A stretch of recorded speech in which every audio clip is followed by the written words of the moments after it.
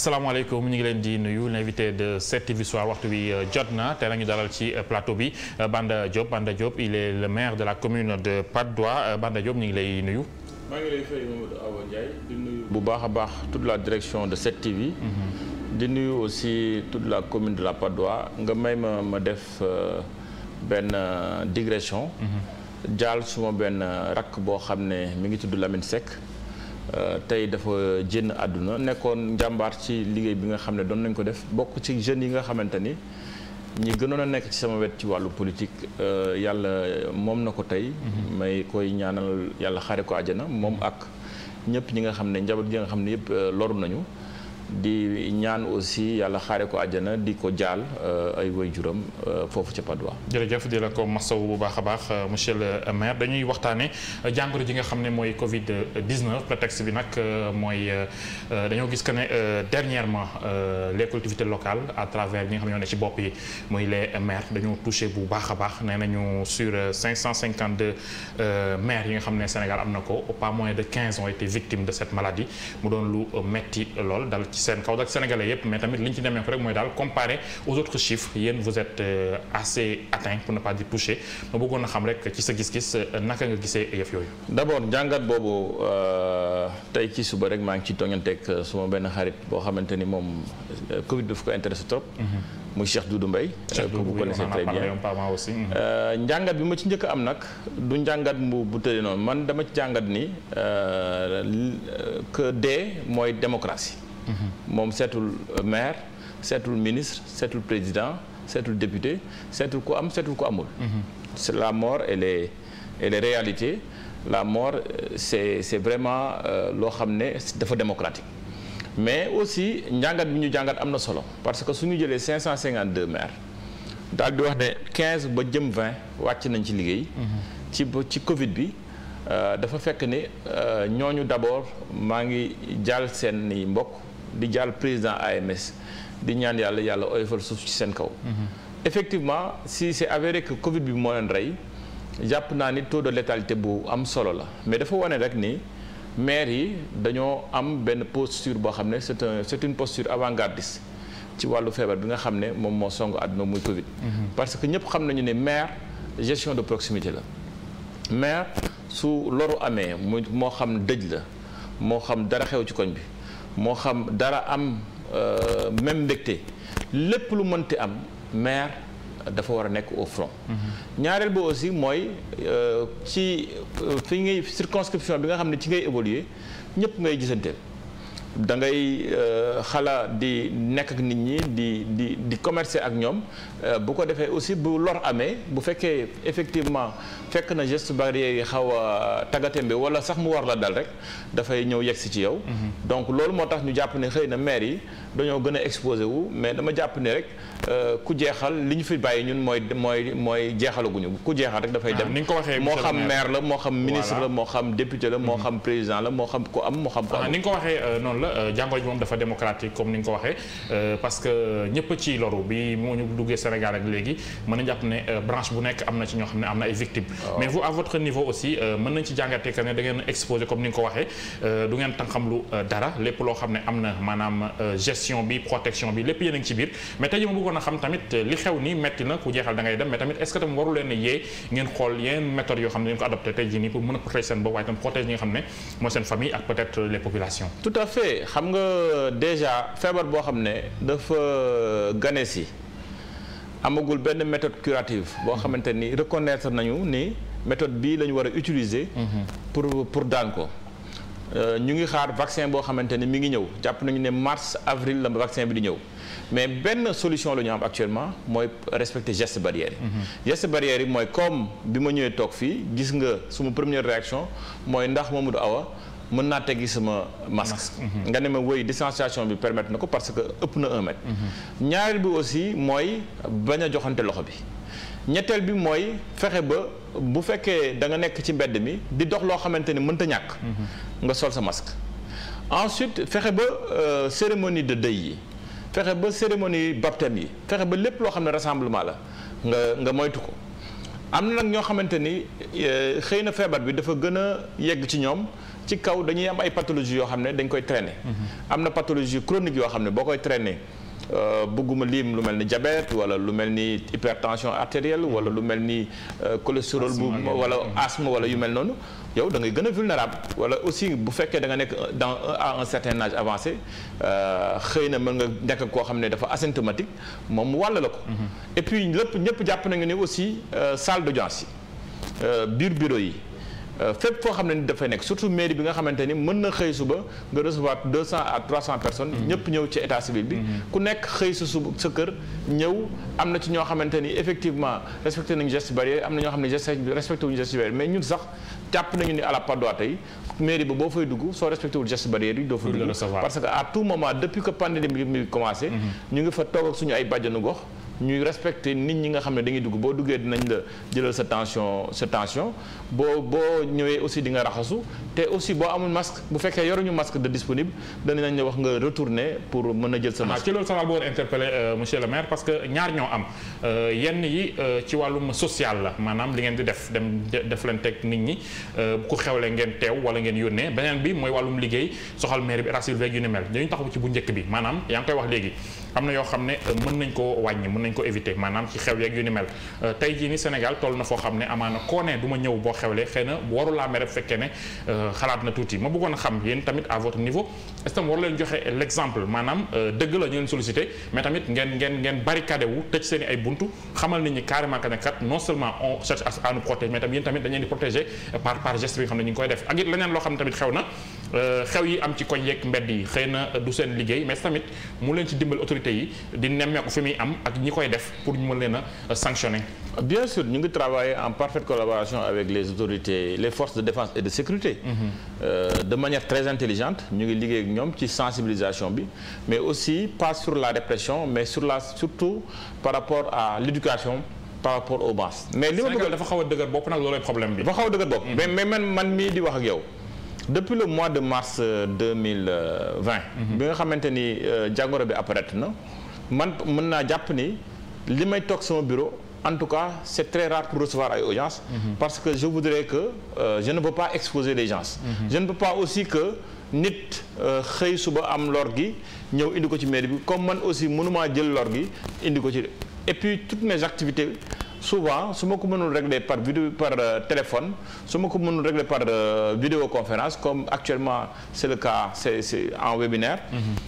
damay fexe ba éviter rencontre bi nga xam ne mooy contact bi mais di aussi di wax ne man mi tey jii lépp loo xam ne mooy dëj wala tudd boo xam ne am na ci koñ bi wala lu ñu ma yëgal raar na tey jii surtout bi deuxième vague bi ñëwee ba léegi lu ma ciy ñëwee ci tàng-tàng bi exceptionnellement laay ñëw te su ma ñëwee aussi du ma toog damay ñëw dugg présenter samay condoléances jénnaat su ma jénnee aussi dinaa fexe ba lépp su may ñëw ci dëj bi aussi dinaa fexe ba lépp loo xam ne mooy geste mooy respecter geste barrière déjà dinaa ko def te bu ma jénnee aussi su ma ñëwee xasee ba def le nécessaire jénne naa dem delluwaat ci yeneen soxla donc dama jàpp ne rek nit ñi ñoom ñoo war a xam ne feebar bi fi mu toll jamono ji comme ni ko président de la république bi waxee mag mooy faj boppam loo xamante ni amagul méthode curative boo xam ne leer na ñëpp dañu war a fagaru moo gën faju mooy fexe ba tey jii bu fekkee da nga amee tudd bu ñu la yëgal wala ñu am dëj boo xamante ni dafa am sa koñ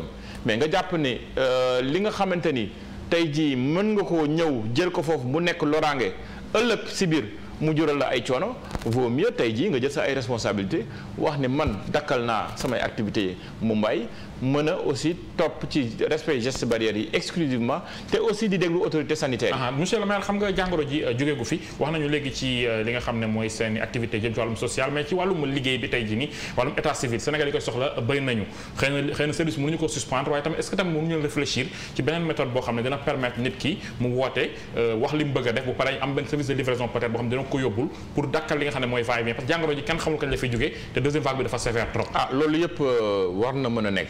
parce que liggéey résilience moom moo laaj su fekkee dara dafa am ne këtt ni jon dal ci kaw askan wi nit ñi mën ci am capacité de résilience. jàpp naa nag état civil dafa nekk loo xamante ni lu compliqué la lu sacré la.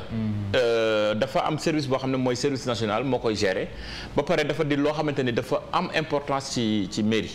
te jàpp nañu ne aussi c'est une gestion transversale c'est-à-dire que du mairie bi exclusivement mooy gérer état civil bi mais état civil bi dafa am ay banqaas ba yéeg ci au niveau de l'autorité centrale moo tax ma jàpp ne am na type d'organisation boo xam ne war nañ ko def surtout informatisation boo xam ne boobu nga xamante ni tàmbali woon nañ ko mais dañ ko war a acheminer accompagner ko encadrer ko de sorte que tey jii su fekkee nit dëkk na bërëb sàngam wala nekk na bërëb sàngam bëgg kayit mu mën ko def de manière digitale mais loolu liggéey la te jàpp naa ne aussi sénégalais yi am nañu ay informaticiens ak ay gestionnaires de réseau yoo xamante ni xarale nañu ñu ngi ciy liggéey mais dafa laaj ñu def ko ndànk-ndànk étape par étape jàpp naa ni état civil daal bokk na ci li nga xam ne moom tey jii suñ ko mënoon digitaliser. dana fexe ba ñi nga xamante ni ñooy dugg ci bërëbu institution yu mel ni mairie di ko fa wut dinañu gën a wàññeeku te dina mën a diminuer en tout cas taux de propagation bi. ci wàllu virus bi. monsieur le maire nee nañu état continuité la xëy na maire yi nga xam ne loru nañ ci mbir mi dinañ leen remplacer waaye tamit moment d'arrêt boobu noonu temps bi parce que bu doon benn nit ñaar xëy na du xaw a am solo trop impact même bu fekkee ne benn vie n'est à négliger mais li ci am dernièrement est-ce que tamit mënul am ay conséquences ci liggéey bi pour yéen ak it pour ñi nga xam ne ñooy les citoyens. non xam nga le service en fait l'État c'est une continuité. tey jii am na ay événements yu douloureux yoo xamante ni code bi daf ko prévoir su nit lor wàññeekoo mbaa mu loru mbala mu def loo xamante ni xëy na dootul dafay nekk dans des incapacités. am na ay dispositions yoo xamante ni mi ngi ci code bi ay dispositions yoo xam ne dañ ko organiser ñaanuñu yàlla mais li nga xam ne fan yi am na surtout ci vacances su mairie yu bëree. tel que sunu frère boobu di Bekay Diop. wala tey Idrissa Diallo mi nga xam ne jàpp naa ni alxames dégg naa ni ci la ñuy changer. yooyu yëpp c'est des événements douloureux. Mais jàpp nañu ne aussi le service de l'État est continu je pense que l'officier principal de l'État civil ki nga xamante ni moo ko yore mooy maire bi mais chaque fois dañ koy délégué ay chef de centre yoo xamante ni jàpp nañu ne même bu fekkee maire ba neewu fa service bi dina mën a continuer te aussi en termes de dispositions transitoires on a des adjoints. jàpp nañu ni aussi ci souvent bu fekkee da nga tëdd sa yaram xaw a diis da ngay def délégation pour sa adjoint wala nga def délégation pour kenn koo xamante ne jàpp wóolu nga ko. donc je pense que loolu day tax vraiment service di mën a continuer te ñu baral nag aussi su fekkee de lu yu mel noonu dafa am muy événement douloureux ñu fexe ba administration centrale bi ak administration collectivité territoriale bi mën a organiser wu de sorte que ñu mën a abréger délai yi nga xamante ni par rapport ak liggéey bi ci maire bi nga xam ne yow moom moo la concerné muy Patte d'Oie bëggoon naa xam tuuti ndax gestion Covid bi bouleversé na seen ay habitudes par rapport ak nit ñi ni ñu doon ñëwee waxuma citoyens yi mais yéen ñi nga xam ne yéen a ngi liggéey ndax wàññi ngeen effectif bi nit ñi ngi koy awante comme ni ñu koy amee ci administration. oui bouleversé na habitude yi bu baax a baax depuis mars 2020. J'estime que ñun dañuy fonctionner peut-être sur la base rotative si je peux m'exprimer c'est-à-dire que tey jii collectivité territoriale bi déjà mairie bi siège mairie bi fexe nañu ba sur le plan en tout cas organisation boo ñëwee ci bunt bi balaa nga fay dugg di nga respecter gestes barrières yi. am nañu fa benn bàjjenu gox boo xamante ni mi ngi fa en permanence comme ni ñu ko defee dans les autres édifices publics mi ngi fa en permanence pour xool sa tension xool aussi ndax sol nga masque xool aussi ndax raxas nga sa loxo. ñaareel ba aussi mooy ci biir personnel bi effectif yu bëri dañu leen di encourager su fekkee da nga ñëw pour def benn activité boo xam ne ci terrain bi la nga dem ci terrain bi nga dem def ko te boo paree aussi nga fexe ba rendre compte rapidement éviter en tout cas rassemblement yi. beneen bi mooy aussi sur le plan impact financier moom dafa am impact bu rëy boo xam ne def na ko ci mairie bi boo seetloo tey jii en 2020 recettes yi nga xamante ne ñun en tout cas amoon nañ ko en 2019 dafa wàññeeku ci 2020 bi mais beneen élément bi mooy sur le plan financier aussi dafa am impact bu am solo. wàññeeku bi ci yan kii la jógee yan secteur yan domaine maanaam ban côté. bon déjà ci recettes yi. dafa wàññeeku parce que boo seetloo bu baax a baax mars avril mai juin. ba presque fin d'année bi. activité économique bi dafa xawoon a wàññeeku. bu baax. ñaareel bi aussi mooy dañoo denc ba mu ñëwee ci mars fekk na en mars 2020 voté woon nañ suñu ay budget depuis décembre 2019 mais bu mu ñëwee mars 2020 dañu def ay virement de crédit jël ay postes budgétaires fexe ba yóbbu ko ci wàllu xeex bi. donc bu mel ne commune Patte d'Oie pratiquement 150 millions wala 160 millions jot nañ koo dugal ci wàllu xeex bi. voté woon nañu 118 millions voté waat ainsi de suite 10 millions je pense pour ay garab mais finalement jëlaat nañu yeneen disposition yoo xamante ni def nañu ay virement de crédit ba ñoŋal ko de sorte que vraiment ñu mën a taxaw mais tey jii 150 millions wala 160 millions yooyu nga xam ne dugaloon nga ko fi am na feneen fu mu waroon dem. yooyu moo indi manque à gagner bi. pendant que recettes yi mi ngi wàññeeku. dépenses yi dafa gën a yokk. soo seetloo aussi deuxième vague bi ñu ngi wax ne maires yi dañ ci répondre de manière timide mais beaucoup de mairies sont actuellement en session budgétaire. nous sommes au mois de janvier. ci la jëmoon ak yow sax parce que première vague bi mu amee gis nañu que ne yow ak say naataango yu bëri ba def ngeen ay effort dimbali population taxawu leen mais deuxième vague bi dafa mel ne ça fait beaucoup moins de bruit dégguñu leen ci bu baax. non xam nga deuxième vague bi boo xoolee fi mu toll mi ngi toll ci mois de décembre. mois de décembre bi xam nga boo xasee ba dugg ci mois de novembre octobre novembre décembre yaa ngi ci session budgétaire. donc soo jëlee mois de décembre bi mu dugg nga xamante ni ci lañuy def premier couvre-feu bi boobu yaa ngi ci session budgétaire bi. soo duggee ci session budgétaire bi am na procédure yoo xamante ni procédure adoption la bon effectivement ñun suñu budget adopté nañ ko ba approuvé ko mais budget dafa war a am mise en place. donc da ngay collecter di wut pour mën a moo tax d'ailleurs mu am timidité mais taxul nag maire yi bàyyi. par exemple boo jëlee commune Patte d'Oie ñu ngi accompagner état bi ñu ngi accompagner tey jii Patte d'Oie jël nañ ay initiative yoo xamante ni ci wàllu couverture ci wàllu sécurisation du personnel médical maa ngi saluer déjà seen engagement fexe nañu ba fan yi passé def leen dotation de chaussures médicalisées ensuite ñu ngi encourager aussi l'initiative locale parce que il faut qu'on soit résilient il faut pas qu'on puisse attendre tout des collectivités territoriales ou bien de l'État central. Parce que comme il l'a dit le président, il faut vivre avec le virus. Vivre avec le virus, c'est respecter les gestes barrières, mais faire aussi ba nga xamante ne activités yi nga war a dox pour que dëkk bi bañ a am loru ci koom-koom bi nga mën ko def moo tax d'ailleurs récemment ñun ñu organiser benn session de formation boo xamante ni dañu wut un formateur mu jàngal nit ñi sur la production de gel certifié. parce que xam nga gel bi du jar bu nekk nga war a utiliser. et tey loolu tey jii jël nañ ko ba suñu ay groupement ñu ngi koy jëriñoo di ko écouler ci population bi ñu mën a utiliser gel bu baax mais aussi ñu def ko à un coût boo xamante ni c'est un coût raisonnable te ñoom aussi dinañ ci am des retours c'est-à-dire que sur investissement dinañ ci ay fonds revolving yoo xamante ne mën nañu réinvestir. d'accord monsieur le maire par rapport ak nombre de contamination yi gis nañu que ne bu ñu defee calcul bi par rapport ak nombre de maires yi ak nombre de décès yi dafay ëpp bu baax a baax bu ñu defee calcul bi ci nombre de contamination de manière générale ak population Sénégal du ñu renvoyé ci étude Pape Doudou Mbaye mi nga doon wax sànq les chiffres yi nga xam ne les autorités ñu ngi ñu koy jox quotidiennement yenn saa yi mu wàññeeku bu baax mooy jamono yi la ñu weesu yenn saa yi mu xaw a yéeg mais n'empêche boo ko comparé ak peut-être ñi nga xam ne dañoo célèbre di ci ñàkk seen bakkan dafay mel ne dafa xaw a am contradiction maanaam que li ñuy annoncé dafa xaw a tuuti lool comparé ak li am réellement ci sa gis-gis ndax tous les cas yi nga xam ne tey jii nii am nañ Covid bi wala lu ci ëpp sénégalais yi ñu ngi leen jël en compte. parce que am na ñoo xam tamit ñu ngi loru seen kër te comptabiliser wuñu. alors personnellement je dois te dire que je fais entièrement confiance au système de santé bu Sénégal. chiffres yi nga xam ne moom la ñuy joxe ñoom ñoo jël seen ay xayma jël seen ay paramètres di ko joxe te ñoom la ñu certifié pour ñu joxe ko.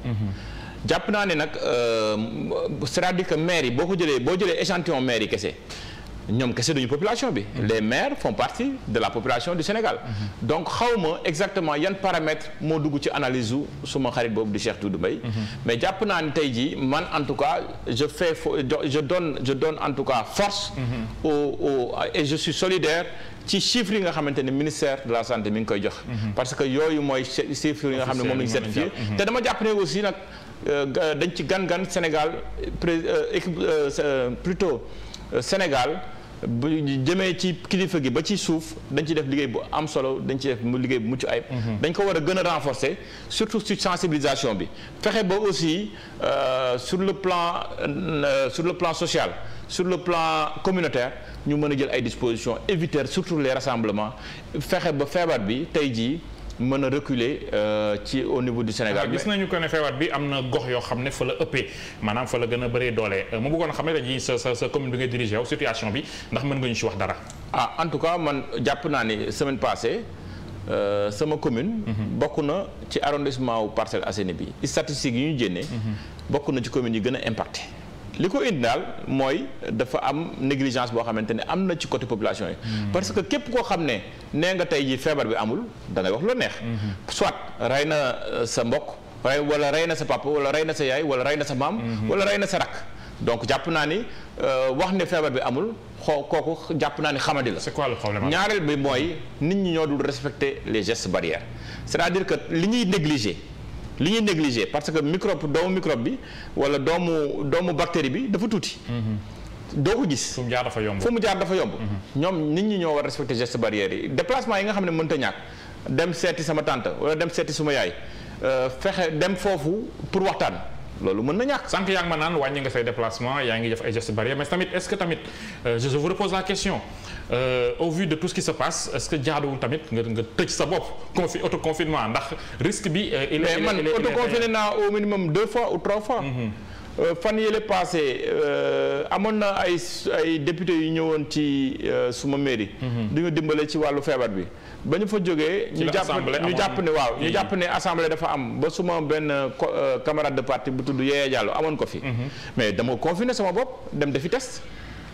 fan yële passé suma doom buy jàngi école ñëw na ak angine dama ko yóbbu dem defal ko ay test. c'est-à-dire que loolu kenn waru ko loolu c'est un geste boo xam ne ça doit être systématique ça doit être automatique boo sentir la sa yaram dara loo xamante ne jàpp nga ni lii bokk na ci symptôme bi da nga war a jël sa ay dispositions parce que loolu moo lay dimbale nga fagaru loolu moo lay dimbale nga faju donc jàpp naa ni tey ji ku ci nekk ci ñun que tu sois maire que tu sois autorité que tu sois saay boo jàppee ni yow dem nga foo xamante ni xëy na jàpp nga ni fii wax nañu fi garab feebar bi bëri na fi wala am na fi war nga mën a jël sa ay dispositions. prévention sensibilisation. am na solo. waaye jàngoro ji jàpp nañu li ko fiy jële mooy vaccin. débat bi ça se pose ñenn ñi ils sont assez sceptiques ñenn ñi jàpp nañ ne moo ñu mën a sauver ba bëggoon a xam sa gis-gis ci mbir mi. man de en tout cas personnellement vaccin yi nga xamante ne nit ñi ñu ngi koy utiliser te OMS certifié ko état du Sénégal certifié ko bu ñëwee man bëgg naa man en tout cas sama commune jàpp naa ne bu ñëwee man dinaa njëkk vacciné wu. pour joxe pour encourager nit ñi parce que jàpp naa ne su nekkoon dafa am loru ñi nekk bitim réew di ko def duñ ko def. ñëpp bëgg nañu dund. donc su fekkee dañu jàpp ne vaccin bi mooy méthode curative bi nga xamante ni tey jii moom la ñu am en tout cas man bu ñëwee Sénégal bu ñëwee sama commune man dinaa ko def naturellement. par rapport ak supposition yi xam ne am na ci les sceptiques ñi nga xam ne dañoo xaw a ragal est-ce que tamit li tey seen xel du peut-être yenn politique yi nga xam ne dugg na ci mbir mi ak tâtonnement yi bu ma tuddee noonu parce que bi vaccin bi jàngoro ji amee Sénégal léegi depuis mois de mars gis nañu que ne yenn mesures dañ koy teg bu subaa ñu teggi ko autorités yi du mën a yow mais moment présidentiel ñenn dañuy def ay rassemblement ba tey ay regroupement yooyu yëpp am ci ba population bi tey jii nii amaan xaw nañu négligent tuuti mais ça tamit loolu encouragé wul seen scepticisme. non c'est-à-dire que Sénégal parfois dafa di peuple boo xamante ni dafa xaw a excusez-moi du terme dafa du xaw a respecter discipline bi. jàpp naa ne tey jii tollatuñu ci période boo xam ne période politique la wala tollatuñu ci période boo xam ne période du caaxaan la li ñu toll mooy dañu am ñun ñëpp Sénégal duñu am benn adversaire mooy adversaire commun. mooy Covid. nañu fexe ñun ñëpp booloo dagale bànqaas yëpp pour faire face léegi nag li ma jàpp mooy pour loolu am il faut que d'abord ñu mën a respecter mesures yi nga xam ne autorités yi jël nañ ko mesure couvre-feu yi état d'urgence bi ngi nekk. mesure aussi loi bi nga xam ne mooy loi 72 bi nga xam ne actuellement moo ñuy gouverner. mais il faut ñu respecter ko parce que tey jii su fekkee diminuer nañu la circulation du virus la circulation des biens et des personnes. mais dañu en même temps dañ koy diminuer. li ñu waxul parce que ñu bëri ñu ngi naan su fekkee dañu def confinement à partir de 21h jëm 6h du matin jàpp nañu ne guddi gi kenn du dox. mais jàpp nañu ni suñ ko defee 21h. jëm 5 heures du matin dina permettre bépp société concessionnaire bu nekk Sénégal moo xam SDE la moo xam UCG la moo xam Sénélec la moo xam yeneen bànqaas yi nga xam ne ñu ngi def grands travaux mais ñooñu au moins dinañu mën a liggéey ci guddi gi bu ko defee ci journée bi dana mën a wàññi effectif bi nga xam ne mooy effectifu travail bi nekk ci lieu de travail donc c'est-à-dire que impact yi noonu lañ koy mën a mesurer mais mënuñu teg benn mesure parce que le président il est plus renseigné que le Sénégalais les médecins yi nga xamante ne ñoom ñoo koy jox information yi seen ay sources ñoom maîtriser nañ ko donc on doit normalement être discipliné su fekkee benn mesure ñëw na pour ñu mën a protéger et puis aussi nit yi dañu war a protéger waxuma ñu protéger seen bopp mais au moins protéger ñi ñu nekkal soo amee chance di dund ak sa ndey ak sa baay ba suñu jon yàlla tey wala ngay dund ak sa maam il faut nga def tout pour protéger ko parce que jàpp nañ ne doomu jàngoro bi su fekkee dugg na ci yow tu es relativement beaucoup plus jeune mën nga ko résister xëy na am nga ay anticorps yoo xam ne mën na ko résister mais boo duggee ci ñoom daf leen di lor il faut que ñu mën a toog pour mën a aar sunu wayjur yi nga xam ne ñoo nekk ci kër gi ak tout tànk yi nga xam ne ñoo nekk ci kër gi ak ñi nga xam ne dañu yore ay feebar yoo xam ne ay feebar yu chronique la. merci beaucoup monsieur le maire ñu ngi lay sant bu baax a baax. jërëjëf moom daa wax. voilà monsieur le maire Banda Diop maire commune bu Patte d'Oie mu nekkoon l'invité de cette émission ñu koy sant bu baax a baax yéen tamit jaa ngeen jëf dig daje suba ak jàmm ak beneen invité merci beaucoup. merci.